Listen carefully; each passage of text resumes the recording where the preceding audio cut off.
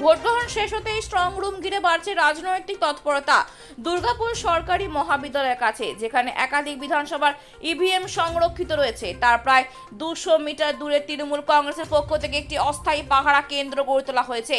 দলীয় সূত্রে দাবি, প্রায় 100 জন কর্মী সমর্থক দিন রাত সেখানে অবস্থান করছেন এবং স্ট্রং রুমের পরিস্থিতির ওপর নজর রাখছেন।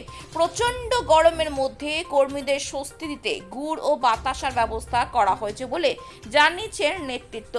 তৃণমূলের 2 নম্বর ব্লকে যুব সভাপতি অজয় দেবনাথ বলেন, এই তীব্র গরমে কর্মীদের সুস্থ রাখতে গুড় বাতাসার ব্যবস্থা করা হয়েছে। পাশাপাশি ভোটের ফল ঘোষণার পর কর্মীদের জন্য আরও বিশেষ আয়োজনে ইঙ্গিত দেন তিনি।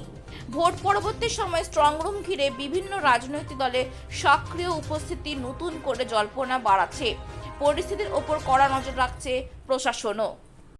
আমরা গুড় বাতাসা দিয়ে আমাদের কর্মীদের উৎসাহিত করছি, কারণ আমরা জানি বীরভূমে আমাদের নেতা অনুগত মণ্ডলও গুড় বাতাসা দিয়েই কর্মীদের উৎসাহিত করে। আমরাও সেরকম এই দুর্গাপুরে এই প্রখর রোদে গুড় বাতাসা খাইয়ে কর্মীদেরকে উৎসাহিত করছি এবং আমরা সকাল থেকে রাত পর্যন্ত আমাদের স্ট্রং রুম পাহারা দিচ্ছি, কারণ আমরা জানি বিজেপি যেভাবে অন্যায়ভাবে বিভিন্ন রাজ্যে ক্ষমতা দখল করেছে ইভিএমের চুরির মাধ্যমে, সেই চুরিটাই আমরা আটকানোর চেষ্টা করছি।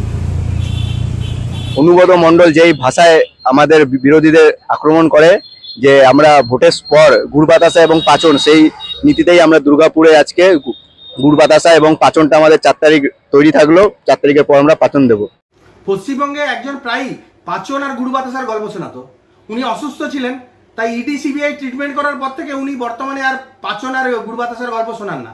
কিন্তু ওনার কিছু সাগরেত এখনো সেই গল্পটা ভুলতে পারেনি আর মাঝে মাঝে সেই গল্প শোনাতে থাকে। আমরা ওনাদেরকে সাজেস্ট করব যে একটা খোল নিয়ে নবান্ন থেকে 4 তারিখের পরে সাধারণ মানুষ যখন ওনাদেরকে প্রাপ্তন করে দেবে, তখন ওই খোল নিয়ে গিয়ে ওই কীর্তন করতে করতে ওনাদের বেরিয়ে যাওয়া উচিত। আর ওই যে গুড় বাতাসের সঙ্গে একটু ছোলাও রাখা উচিত। সাধারণ মানুষ আশেপাশে থাকবে, তাদেরকে প্রসাদ স্বরূপ বিতরণ করা উচিত। কারণ 15 বছরে যা পাপ ওনারা করেছে, তাতে এই প্রসাদ বিতরণ এবং এই কীর্তন করাতে কিছুটা পাপ যদি ওনাদের লাঘব হয়।